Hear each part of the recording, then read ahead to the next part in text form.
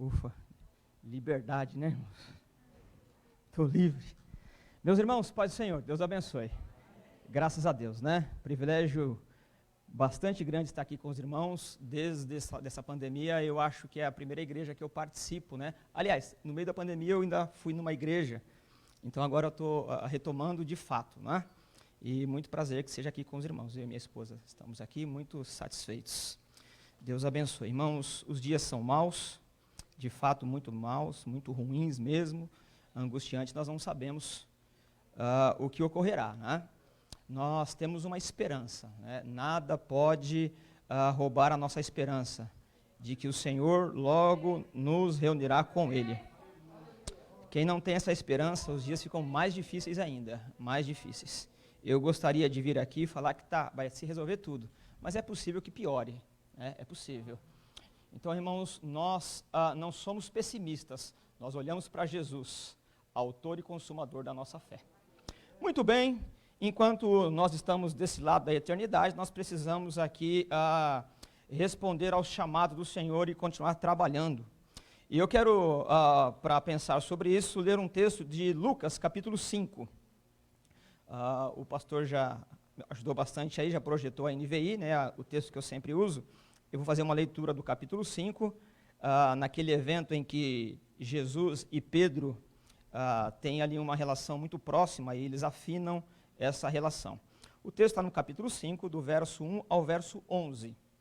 Então vamos, para a gente ganhar um pouco de tempo, à medida que eu vou lendo o texto, eu já vou explicando como que a cena ela está montada aqui. Isso já facilita bastante, tá bom? Obrigado, pode me corrigir aí, tá bom? Muito bem, então tá bom. Então nós temos uma cena, né? Jesus ele toma a iniciativa e aí ele fala com o Pedro. O Pedro ele tem que obedecer, não tem outro jeito, não porque ele queira. E depois temos o clímax, depois Jesus fala de novo, Pedro responde e a conclusão. Então são 7 cenas aí, né? Então a primeira cena está no versículo 1 ao 3, então vamos a ela. Jesus ensina. Certo dia, Jesus estava perto do lago de Genezaré, e uma multidão o comprimia de todos os lados para ouvir a palavra de Deus. Viu à beira do lago 2 barcos, deixados ali pelos pescadores, que estavam lavando as suas redes. Entrou num barco, o que pertencia a Simão, e pediu-lhe que o afastasse um pouco da praia. Então sentou-se no barco, ensinava o povo. Muito bem, depois dessa primeira cena, Jesus dá uma ordem para Pedro, versículo 4. Tendo acabado de falar, disse a Simão, vá para onde as águas são mais fundas, e a todos lancem as redes para a pesca. No versículo 5, o Pedro ele vai ter a sua primeira atitude, né? Ele vai responder. Então aqui é a primeira vez que o Pedro vai falar. Simão respondeu, mestre, esforçamo-nos a noite inteira e não pegamos nada, mas porque és tu quem está dizendo, vou lançar as redes. Agora, no versículo 6 e 7, nós temos o clímax, né? Então, ela vai sendo montada, o drama vai sendo aqui instaurado, relatado por Lucas. Chega nesse versículo 6 e 7, é o clímax, depois começa a descer. Então, olha só. Quando o fizeram, pegaram tal quantidade de peixes que as redes começaram a rasgar-se. Então, fizeram sinais a seus companheiros no outro barco, para que viessem ajudá-los. E eles vieram e encheram ambos os barcos ao ponto de começarem a afundar. Bom, o Pedro foi o segundo a falar, depois do ápice, ele é o primeiro a falar. Então a ordem vai mudar. Então versículo 8 a 10, é o Pedro que vai falar. Quando Simão Pedro viu isso, prostrou-se aos pés de Jesus e disse, afasta-te de mim, Senhor, porque sou um homem pecador. Pois ele e todos os seus companheiros estavam perplexos com a pesca que haviam feito, como também Tiago e João, os filhos de Zebedeu, sócios de Simão. Agora Jesus fala e a conclusão. Versículo 10b. Jesus disse a Simão, não tenha medo, de agora em diante você será pescador de homens. E aí então nós temos aí a conclusão condensada da história. Eles então arrastaram os seus barcos para a praia, deixaram tudo e o seguiram. Muito bem, então agora vamos aqui entender o que está acontecendo. Nós precisamos aí entender o que de fato está acontecendo aqui e acreditar que o Espírito de Deus sabe falar conosco. A nossa tarefa aqui é explicar o texto E a tarefa do Espírito Santo, e porque ele é mestre por excelência, ele sabe falar no seu coração. Muito bem, então. Essa ocasião não é a ocasião que Jesus chama Pedro a primeira vez. Se você tomar o texto de João capítulo 1, depois do batismo de Jesus, o Pedro já é desafiado, junto com outros, a seguir Jesus. Então, naquele momento, naquele primeiro contato com Jesus, o Pedro ele foi desafiado a nutrir fé em Jesus, a receber Jesus como Salvador, como Filho de Deus. Então, daquele momento em diante, os primeiros dias do ministério de Jesus, nós lemos lá no capítulo 1 de João, que ele, o André, o Filipe, Natanael, uns 4 ou 5. Então, exatamente naquele momento, quando você lê o capítulo 2 de João, eles vão para aquela festa em Caná da Galileia. Ali não tem 12 apóstolos, ali é o começo ainda. Se tem mais ou menos ali uns 4, 5 seguidores de Jesus, e o Pedro está ali.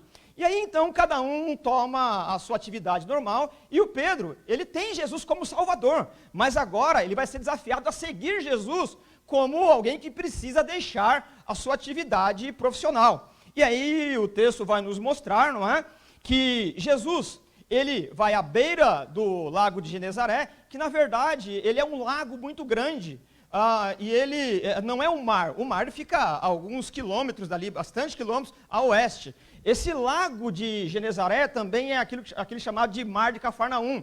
Ele é muito importante para a economia. Tem uma estrada romana que passa ali que fomenta a economia. Você tem o turismo de pesca, você tem o comércio de pesca. Aliás, o Pedro tem uma empresa de pesca junto com o André, com o Tiago e João. Ele é um empresário da pesca. O problema é que as coisas não vão indo muito bem. Você tem ali o problema de imposto romano, você tem problema do imposto do templo, você tem uma série de impostos e a vida não vai muito bem. As questões financeiras, elas estão bastante impactadas pela situação, não é? E aí o Pedro está trabalhando, e ele passa a noite inteira trabalhando. E o texto do capítulo 5, versículo 1 ao 3, Jesus chega no término do trabalho. Jesus chega no final do período de trabalhar. Acabou então, né, a mão de obra, acabou a hora de trabalhar, e eles não tinham que bater cartão, nada disso. Ele primeiro que ele era o empreendedor, e empreendedor trabalha mais que todo mundo. O problema é que ele sabia a hora que deveria deixar a água, porque tem um horário que o peixe pode ser pescado, e esse horário não dava mais para pescar. Pedro, um pescador experiente, ele recolheu os seus 2 barcos, ele tem ali 2 barcos, não é? E eles estão lavando as redes para poder, depois, no outro dia ou na noite, voltar para o seu empreendimento e trabalhar. E aí, quando ele vai terminar, eu acredito que depois de passar a noite inteira pescando, não deve ser um trabalho muito tranquilo, tem que ter força física, um trabalho braçal, não é? Jogar rede, puxar rede, é um trabalho bastante rústico, bastante pesado. E depois de uma noite, quem trabalha a noite inteira quer ir para casa. Quer ir para casa, você, no seu trabalho, né, salvo aqueles que estão trabalho remoto, né, já está em casa mesmo, né, mas quem trabalha num serviço pesado quer o quê? Quer ir para casa. Tem que lavar a rede, tem que deixar o barco para quando eles chegarem no outro período da noite, e aí chega Jesus e diz assim: ô Pedro, é o seguinte, né, eu preciso ensinar essa gente aqui, e eu quero que você reme para mim. E o texto vai dizer isso. Certo dia, Jesus estava perto do lago de Genezaré, e uma multidão o comprimia de todos os lados para ouvir a palavra de Deus. Viu à beira do lago 2 barcos, deixados ali pelos pescadores que estavam lavando as suas redes. Então o barco está ali, e os donos, o Pedro, está lavando a rede, se preparando, querendo ir para casa. Muito bem, ele entrou num dos barcos, o que pertencia a Simão, e pediu-lhe que o afastasse um pouco da praia. Então, sentou-se do barco e começou a ensinar o povo. Muito bem, quando nós tomamos aí alguns comentaristas, né, eles recorrem a um fato que é relatado um pouquinho antes. O Pedro não poderia dizer para Jesus não, porque Jesus tinha acabado de curar a sua sogra. Então alguns vão dizer que ele estava muito constrangido, estou cansado, vamos lá, vai Jesus, vamos lá, entra no barquinho aí. O problema é que a gente perde alguns detalhes, porque quando a gente lê o texto, nós não temos as informações, né, que de fato está ocorrendo ali, o colorido, as nuances do texto, nós precisamos buscar de alguma outra maneira, ou pelo texto original, ou por algum comentário. E aí quando você vai investigando o texto, você vai vendo os comentários, você vai perceber que o Pedro não só teve que entrar no barco, mas por conta das ondas daquele lago, ele teve que ficar controlando no remo. Porque senão não dava para ensinar, e um barquinho sem motor, ele ficava à deriva. Então, para que Jesus pudesse ensinar de forma adequada, o Pedro teve que dobrar o seu turno. Ele teve que, depois de uma noite inteira de lançar a rede, puxar a rede, e de um lado para o outro, de discutir com os seus companheiros de trabalho, Jesus vai dizer assim, é o seguinte, Pedro, você vai ter que ficar mais um pouquinho aí, fica remando aí, para que o barco não fique à deriva, enquanto eu vou ensinando o povo aqui. Ora, a gente conhece o temperamento de Pedro. O Pedro não é aquele camarada que mede as palavras. E mesmo depois, a gente vê ele falando, Senhor, dá para diminuir o discurso, já com intimidade. Você acha que nesse momento aqui, Pedro não estava constrangido? Mas Jesus usou o barco de Pedro e fez ele remar. E ele não tinha para onde ir, porque ele não sabia andar sobre as águas. Ele teve que escutar o que Jesus estava ensinando. Ele teve que ouvir. Pedro era um pescador experiente, ele sabia lidar com as águas, com os remos, com as redes, mas aqui ele teve que sentar para aprender alguma coisa que ia mudar a sua vida.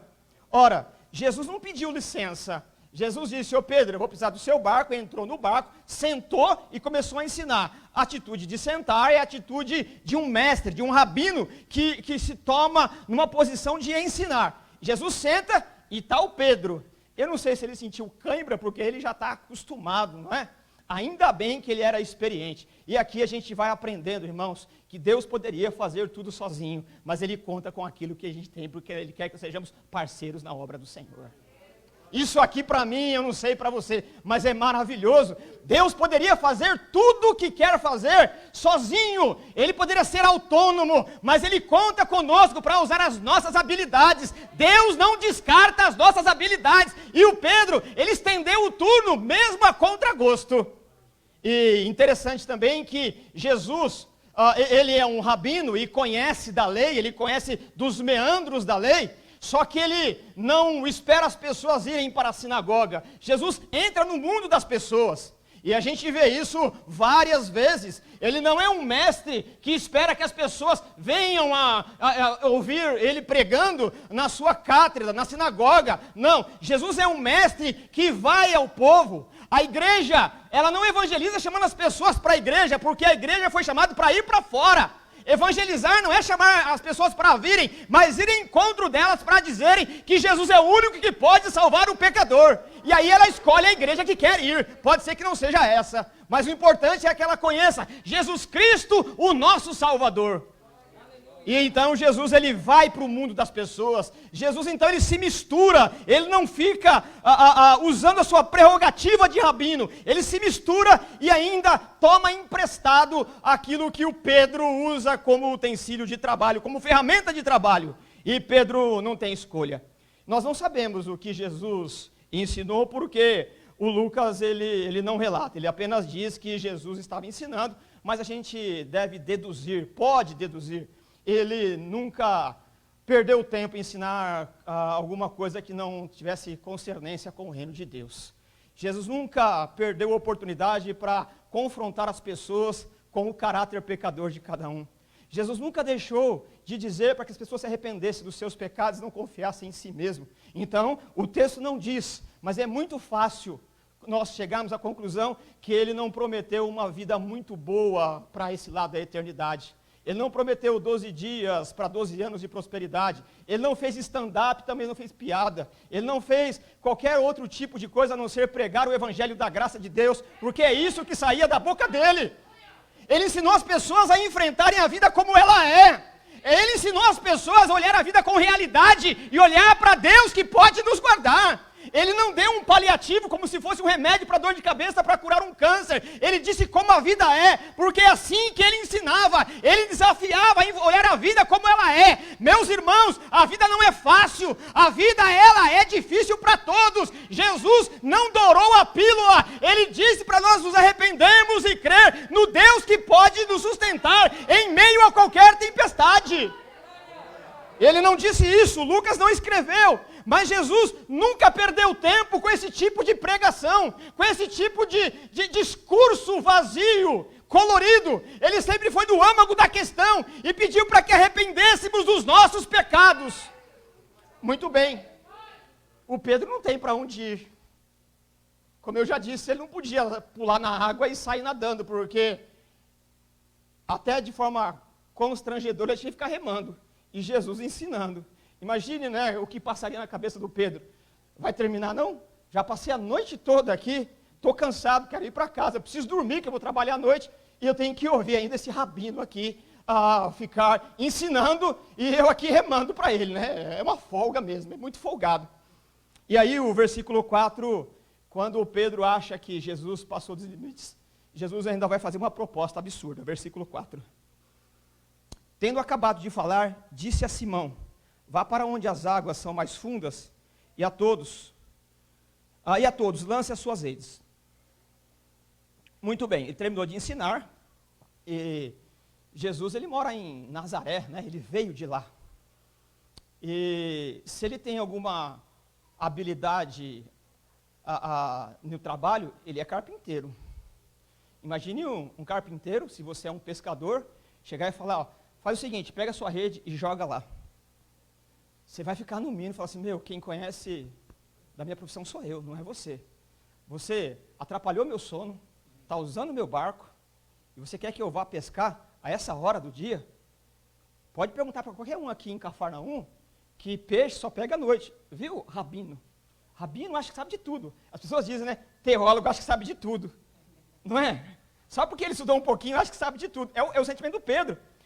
Você é rabino, você sabe da lei, você sabe da letra, mas pescar quem sabe sou eu. Peixe não se pega de dia. Pergunta para qualquer menino aqui, você quer que eu vá de dia? De dia eles estão escondidos nas pedras aí, é à noite que eles não veem a rede, e é à noite que é fácil pegá-los. Agora não dá, e aliás, quando era propício para pegar, a gente não pegou. Você quer saber mais do que eu? Eu sou o dono dessa coisa aqui. O meu negócio está indo a pique. O meu negócio está indo à falência. Eu preciso trabalhar, senão eu não pescar nada à noite, o meu negócio quebra. Eu tenho conta para pagar, eu tenho funcionário. E você quer que eu pesque agora? Não dá nada. Jesus termina de ensinar e dá ordem, não é? O Pedro havia passado a noite toda trabalhando e não pegou nada. E ele sabia do negócio. Irmãos, alguma competência na vida você tem? Alguma competência? Não sei. Se você sabe cozinhar, quando vem alguém que não sabe nada de cozinha, te dá palpite, você pode aceitar por educação, mas dentro você quer me ensinar? Alguma competência a gente tem, é difícil. Quem não sabe nada do negócio te dá ordem. O Pedro já está, né, assim, a carne, né, o Pedrão, ele está assim, a ponto de explodir, cansado. E Jesus diz o quê? Ô Pedro, Jesus não pede. Aliás, o texto não informa para nós que Jesus tenha pedido o barco dele. Ele simplesmente viu o barco vazio, entrou no barco e disse, barco é seu, né, Pedro? Eu sei que é. Vem cá, rema aqui para mim, eu sei que você sabe. E o Pedro teve que ficar lá. Agora, passou dos limites. Agora, Jesus passou dos limites. E aí, então, Pedro vai mostrar toda a sua arrogância no versículo 5. Simão respondeu, mestre. Interessante, irmãos, que quando a gente olha esse texto no original, o texto grego, a palavra que aparece aqui não é rabino, não é kyrios, que é mestre, não. A palavra aqui é chefe. O Pedro disse assim, ô chefe, agora não é hora de pescar. O que o Pedro está dizendo aqui, está dizendo, aqui quem sabe sou eu. Ô chefe, eu não posso discutir contigo, porque você é um rabino. Enquanto você estava pregando aí, ensinando, você sabe dos meandros da lei, você sabe dos detalhes da lei, então eu não posso discutir com você em relação à lei, mas com pesca, não vem não, ô chefe, aqui é comigo, aqui eu sei, não dá para fazer isso não. O Pedro agora, ele vai responder do jeito que ele quer responder, mas ele vai dizer, porque é você que está dizendo isso aí, eu vou lançar essa rede. E aí então o Pedro vai. E desconfiado e querendo talvez aqui resolver a coisa logo, para chegar e falar assim, falei que não dava certo? Porque aqui quem sabe sou eu. Todo mundo aqui sabe que não dá para pegar peixe essa hora. Eu vou para você passar vergonha aqui. Eu vou lançar a rede para você ver que você está errado. E aí então a gente conhece a história. O capítulo 5, versículos 6 e 7, nós entramos no clímax da coisa. Então o fizeram e pegaram tal quantidade de peixes que as redes começaram a rasgar-se. Então fizeram sinais a seus companheiros no outro barco, para que viessem ajudá-los. E eles vieram, encheram ambos os barcos, a ponto de começar a afundar. Alguns detalhes aqui. Eles foram e lançaram. Quando começaram a puxar, não conseguia puxar a rede. E a quantidade de peixe talvez afundaria. E o que o Pedro faz? Vem para cá, vem. Por quê? Porque os outros pescadores não podiam saber que ali tinha um peixe, tinha peixe, porque senão eles viriam. Então você imagina, um trabalhador que está com dificuldade, que não pegou nada, as coisas vão indo de mal a pior, precisa continuar trabalhando, a vida não está fácil. Quando ele pega uma quantidade de peixe dessa monta, ele vai dizer, está resolvido, estou bem, não vou quebrar, vou pagar as minhas contas, ainda vou ter peixe para comer um tanto de tempo. E tem mais, esse que curou a minha sogra, que me ensinou, que eu resolvi ter fé nele, se ele tem a capacidade de saber onde está o peixe, se eu fizer amizade com ele, imagine o que vai ser do meu comércio. Esse camarada, ele tem a capacidade de ver onde está o peixe. Se ele fez o peixe brotar ali, sair dali, surgir dali, se ele vê, não interessa, estou feito, meu negócio vai bombar. Esse camarada aqui agora, ele pode fazer com que eu pesque muitas vezes. Essa quantidade está resolvido. Agora eu encontrei o meio de prosperidade. Vem para cá, aqui, tem um monte de peixe, deu para pescar. Eles foram, estão carregando, em silêncio, fizeram um sinal. E aí quando eles estão carregando, eu imagino Jesus olhando para Pedro como olhou quando ele negou. Quando você pega o final dos evangelhos, quando o Pedro disse que não negaria Jesus, Jesus disse assim, ô Pedro, antes que o galo cantasse, você vai me negar 3 vezes. E quando você lê o texto de Lucas mesmo, lá no final, o texto, quando o Pedro nega a 3ª vez, Jesus está de longe, mas ele está olhando para Pedro, e o olhar de Jesus é perscrutador.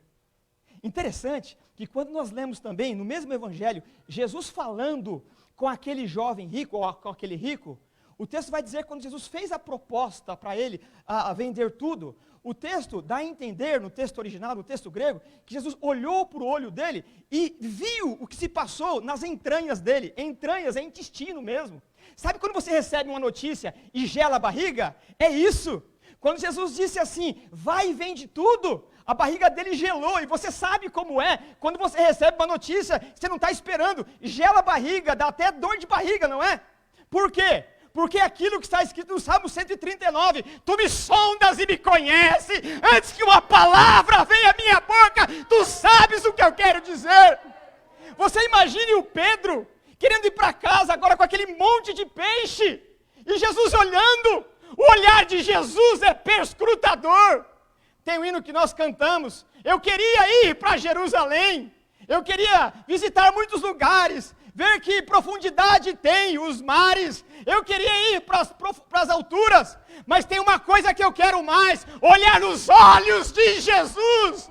Quão encantador deve ser os olhos do Senhor. Imagine o Pedro, juntando aqueles peixes, pensando que agora ele resolveu a sua vida empresarial, econômica, e Jesus olhando. E aí nós temos a outra cena, que é o versículo 6 e 7. Depois do impressionante resultado, Pedro, um profissional de pesca, e os negócios que não iam bem, e aquela quantidade é como se fosse ganhar na loteria, está resolvido. E aí Pedro, então, quando vê Jesus olhando para ele, tem aquela difícil decisão que Jesus ensina no Sermão do Monte, Deus ou Mamon. E que decisão difícil, irmãos. Deus ou Mamon. Ele tinha a oportunidade agora de amar Mamon e resolver a sua vida. quem de nós não pensaria 2, 3 vezes a abandonar tudo e seguir a Jesus, porque agora o negócio vai dar certo? E se ele estiver aqui ainda, puxa, se toda semana eu pescar 2 barcos, tem hora, irmãos, que o mamão fala alto nas nossas vidas. A possibilidade de ganhar céus e terra, Senhor, é muito sedutor. Ganhar muito dinheiro é o sonho de todos. Aliás, quem não tem conta para pagar, quem não está apertado por conta da Eletropaulo que cobra abusivamente, quem não está angustiado para pagar a conta de luz, para renovar aquele contrato, quem que não está, é uma decisão difícil. E Pedro agora está diante de uma situação difícil, porque Jesus está ao lado dele, e Jesus propiciou a pesca. Ele pode resolver tudo, é a grande decisão da vida. Deus ou Mamon, qual vai ser o seu Deus? Mas aí nós lemos que o Pedro, ele tem uma outra atitude. A última fala dele com Jesus é uma fala arrogante. Ô chefe, aqui quem sabe sou eu. Mas depois da pesca, Jesus olhando para ele, versículo 8 diz: quando Pedro viu isso, prostrou-se aos pés de Jesus e disse: afasta-te de mim, Senhor, porque sou um homem pecador. A atitude de Pedro mudou. Ele se dirigiu a Jesus como chefe. Mas depois do milagre, Jesus não foi mais chefe, foi Senhor. E essa é a primeira vez que ele se ajoelha, porque um judeu não se ajoelha por qualquer coisa, você sabe disso. Eles oram de pé. É por isso que Pedro escreve aos Efésios: por esta causa me coloco de joelhos. Um judeu não se coloca de joelho, mas o olhar de Jesus naquela situação, ele foi tão contundente, ele perscrutou, ele invadiu a alma, a mente e o coração. E o arrogante homem de negócio se colocou de joelhos e disse: mestre, sai de perto de mim. Irmãos, essa é uma situação que nós precisamos decidir. Quem nós queremos adorar? Queremos nos ajoelhar a Mamon? Queremos nos ajoelhar ao mundanismo, à religiosidade, ou diante do Senhor que quer nos salvar? É uma decisão difícil, mas se você olhar para os olhos de Jesus pela fé, você nunca mais escolherá outra coisa a não ser se prostrar aos pés daquele que nos salvou. É difícil o homem natural não escolher a sedução de Mamon. É difícil o homem natural não escolher outra coisa senão a riqueza. Mas se o Salvador olhar no seu íntimo, não há outra atitude a não ser se prostrar diante dele. Deus ou Mamon? Quem é o teu Deus? É possível que em meio à pandemia você tenha muitos testemunhos de prosperidade, mas isso não é o mais importante e não é a contabilidade que nós devemos fazer. Porque o dinheiro ele é útil, mas não é fundamental. Fundamental é crer que Jesus é o Senhor.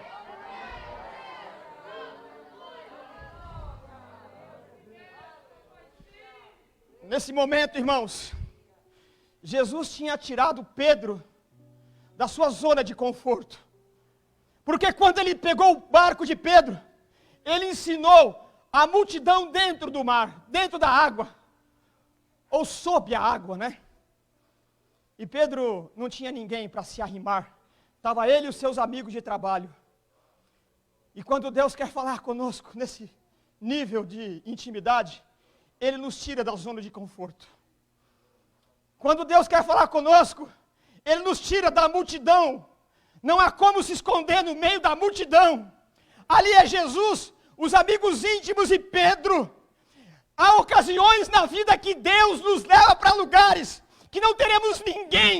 Somos nós e Ele. E o olhar dEle é naquele momento que nós nos ajoelhamos e escolhemos a Deus e não a Mamon. Deus, quando quer falar conosco, nos tira da zona de conforto. Eu não sei qual é a sua zona de conforto. O que eu quero dizer, que Deus é tão misericordioso, que nos tira do nosso esconderijo para falar conosco, para nos sarar, para nos fazer escolher de forma adequada e acertada. A multidão ficou na praia. Às vezes, irmãos, todos que você confiava já ficou na praia há algum tempo. Você olha e não tem ninguém. E aí, nós temos o discurso de vitimismo. Quando a gente precisa, não tem nenhum irmão. Mas você também é assim. Porque quando alguém precisa, não é que você está ausente, você nem sabe. Você não pode acusar ninguém. Não dá para acusar ninguém. Cada um tem as suas dificuldades, e não é maldade, é a vida. A gente vê o vitimismo. Quando eu precisei e ninguém ajudou, é claro que não. Porque foi o lugar que Deus te tirou, para que você olhasse para Ele, que é o autor e consumador da fé. É nesse momento que Deus separa homem de menino, mulher de menina. É nesse momento que Ele te leva para um lugar, para Ele olhar no seu olho, para você decidir quem você quer servir. A zona de conforto, quando ela é tirada, irmãos, o nosso íntimo chacoalha, a nossa consciência fere, o nosso coração treme, mas é no vale da sombra da morte que nós encontramos o Senhor. É nesse lugar do quarto da solidão que nós olhamos para o olho daquele que quer nos salvar. Não é solidão, irmãos. Do ponto de vista de Deus, não é solidão. É o remédio da companhia daquele que pode nos salvar. E aqui então nós temos uma mudança de atitude. O Pedro, a última vez que falou com Jesus, disse: ô chefe. Agora ele diz: Senhor. Algumas experiências que você passou, está passando, ou vai passar, vai mudar a sua linguagem. Não é linguagem de comunicação, é linguagem de atitude. Irmãos, Deus leva cada um de nós para esse lugar, entre a solidão ou na solidão, em que nada vai nos atrapalhar. Charles Spurgeon dizia que o fogo, o martelo e a bigorna são remédios de Deus para forjar o nosso caráter. Nós temos um hino que cantávamos assim: os espinhos tantos são remédios santos para nos sarar.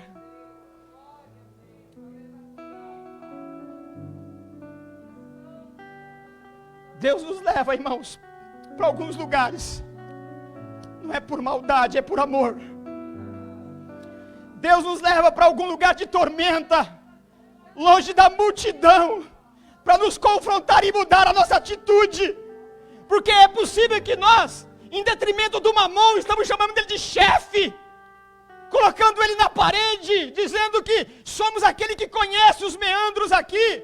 Deus nos leva para ali, para que a arrogância seja quebrada, para que sejamos humilhados na tua presença, porque Ele não humilha para envergonhar, mas humilha para sarar e para curar.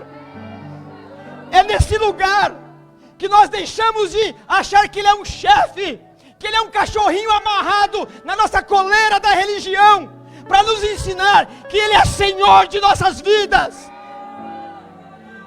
É nessa hora que você não chama mais Ele de chefe, mas você cai de joelhos e diz: Senhor, Senhor, afasta-te de mim, porque eu sou pecador.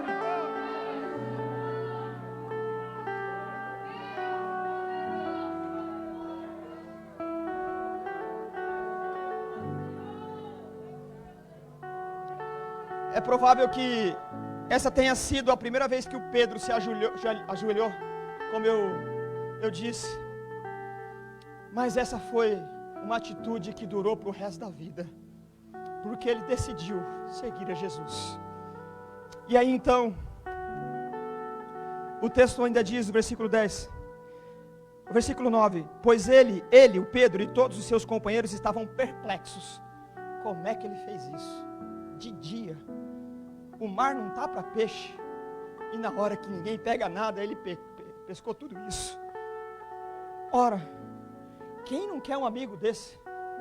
Agora, o que pode estar também inquietando Pedro é que quando ele olha para Jesus, é assim uma figura rústica. Ele é um camponês. Ele mesmo vai dizer, não tem lugar para dormir. Quando está com fome, não tem dinheiro para comprar pão. Precisa multiplicar. Quando precisa pagar imposto, ele vai pesca um peixe lá e tira a moeda e paga, porque ele não tem dinheiro. Agora, como é que alguém com um poder espetacular, como é que alguém com capacidade extraordinária, que pode fazer um milagre desse, melhorar a sua situação, vive nessa condição, andando aí pela Palestina, quase de pés descalço, tendo uma ou duas túnicas?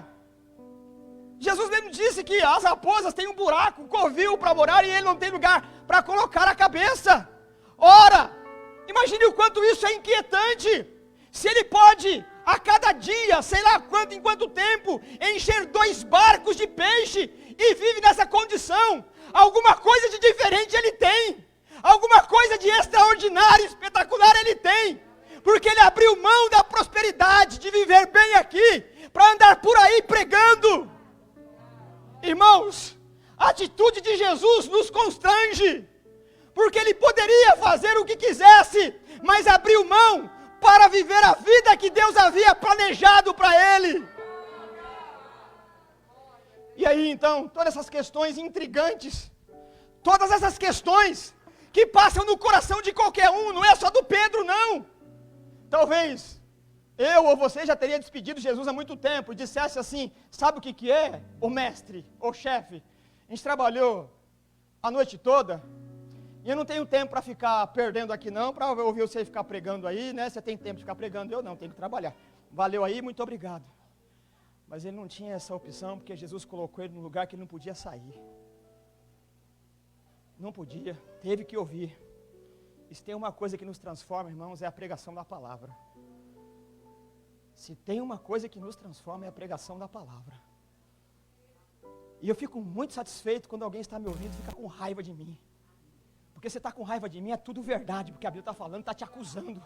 Você tem 2 opções, ou continuar com raiva, ou se debruçar e reconhecer que a Bíblia tem razão.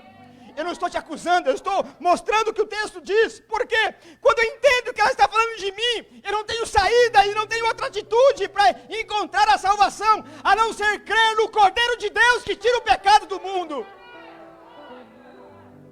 O que não dá é para você ser neutro. O que não dá é para você, domingo após domingo, ser neutro, nem ficar irado, nem ficar contente. Alguma coisa tem que acontecer quando você ouve a exposição da palavra de Deus. A tua consciência tem que ser ferida, porque aqui não é uma palavra, um discurso de algum teólogo eloquente. Aqui é a exposição da palavra de Deus, onde temos que nos esconder atrás dela, para que o Senhor fale conosco. E aí o Pedro, cheio de dúvida, ele deve imaginar que Jesus vai acusá-lo, né? Como se dissesse, tá vendo? Você disse que não sabia de nada? Só eu que sei das coisas, rapaz. Imagine a vergonha quando a gente erra, né? A gente fala alguma coisa de alguém, e a gente erra, a gente fica meio com vergonha. Eu falei, agora é a hora dele retalhar.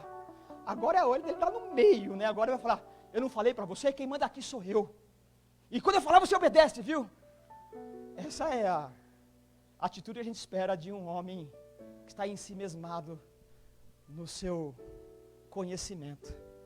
E aí o versículo 10, ele diz, Jesus disse a Simão, não tem medo não, não tem problema não, eu sei tudo que passa no seu coração, não tenha medo, de agora em diante, você será pescador de homens.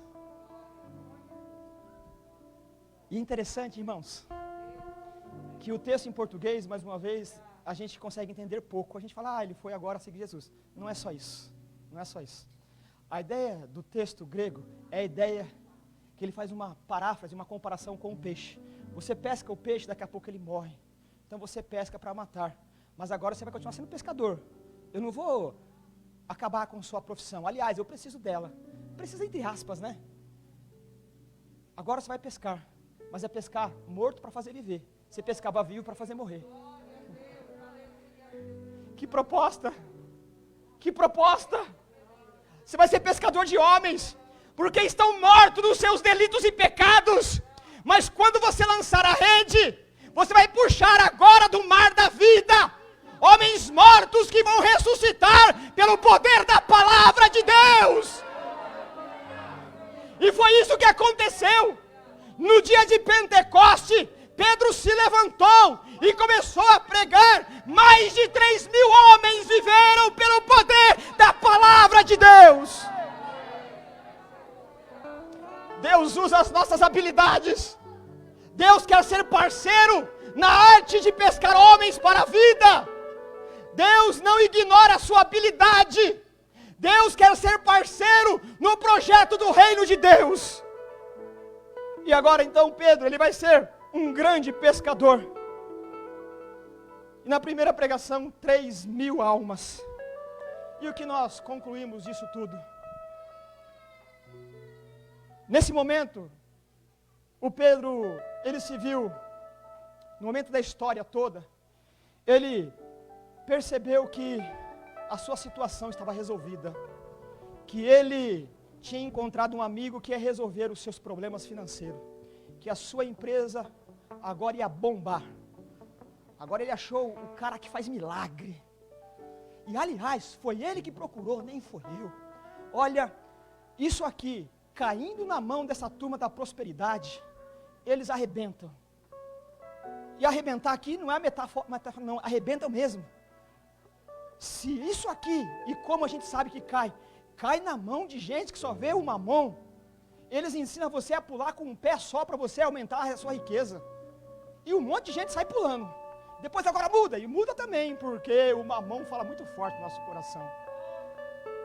E nós somos assim. É por isso, irmãos, que a palavra de Deus tem que ser o aguilhão todo dia.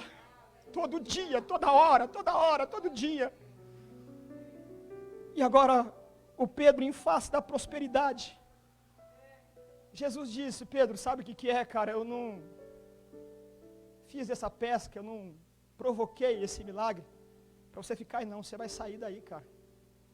É claro que o versículo 11 diz, eles então arrastaram seus barcos para a praia, deixaram tudo e seguiram. O texto é condensado, mas é claro que eles não desperdiçaram o peixe.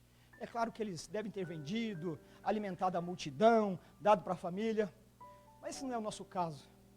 O caso é que, como pode um homem que agora estava às portas da prosperidade seguir um judeu que não tem uma moeda no bolso?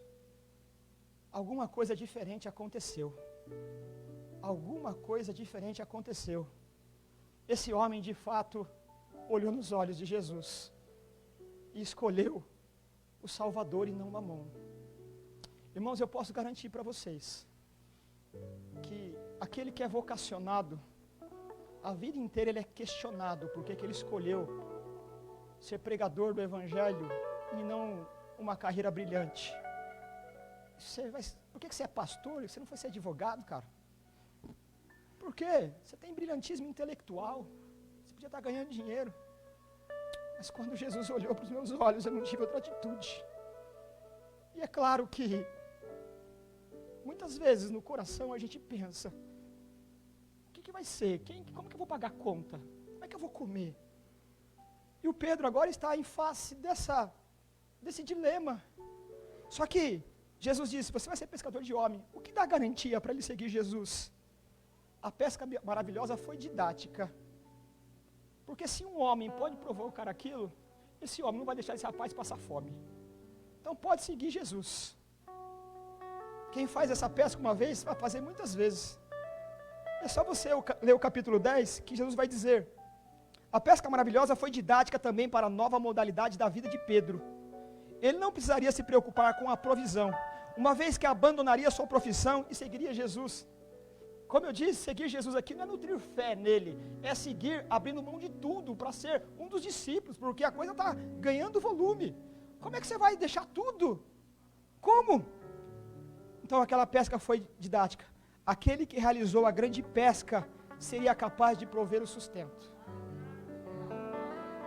E foi o próprio Jesus que ensinou isso no capítulo 10 de Mateus, quando ele disse, quando eu enviar vocês para as aldeias, você não precisa levar nem prata nem ouro, nem saco de viagem, nem túnica extra, porque digno é o trabalhador do seu salário.